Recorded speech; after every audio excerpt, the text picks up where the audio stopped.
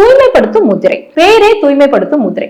உங்களுக்கு தெரியும் நம்ம உடம்புல நிறைய சிஸ்டம்ஸ் இயங்கிட்டு இருக்கு. ஒன்னொன்னுலயும் பாத்தீங்கன்னா உங்களுக்கு கழிவுகள் ஏற்பட்டுட்டே இருக்கும். இந்த கழிவுகள் நம்ம உடம்பை விட்டு எப்படி போகும்?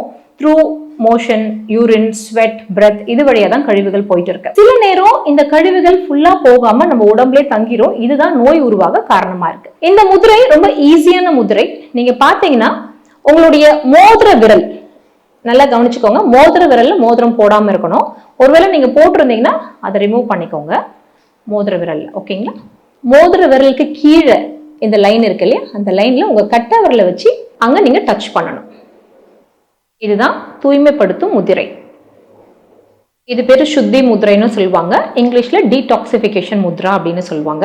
இந்த முத்ரா பண்ண பாத்தீங்கன்னா உங்க உடல்ல இருக்க கழிவுகள் எல்லாம் கரைஞ்சி வெளியேறத நீங்க பார்க்கலாம். என்ன மேடம், முதல்ல ஆசனால காலெல்லாம் மடக்கி உடம்பெல்லாம் குறுக்கி ரொம்ப கஷ்டப்பட்டு ஒரு ஆசனா பண்ணோம், ஆனா இது ரொம்ப ஈஸியா இருக்கே, இது வேலை செய்யுமா அப்படின்னு கேட்டா ஆமா, கட்டாயமா இது வேலை செய்யும். அதுதான் முதிரைகளுடைய மகிமை. முதிரைகளை பத்தி நிறைய பேர் பேசுறத கேட்கலாம், பட் முயற்சி பண்ணி பாருங்க. இதெல்லாம் ரொம்ப சிம்பிள் பிராக்டிசஸ், யார் வேணாலும் பயிற்சி பண்ணலாம். இந்த முதிரை பண்ண உங்க உடல்ல இருக்க கழிவுகள் கரைஞ்சி வெளியேறத பார்க்க முடியும். சோ இதுல ஒரே ஒரு விஷயம் என்னன்னா, இந்த முத்ரா நீங்க ரெகுலரா பண்ணும் பொழுது ஒரு 3வது 4வது நாள்ல உங்களுக்கு அதிகமா ஸ்வெட் ஆகிறதோ இல்ல ஒரு லூஸ் மோஷன் ஆகிறதோ இல்ல ஃப்ரீக்வெண்ட் யூரினேஷன் ஆகிறதோ நடக்கலாம்.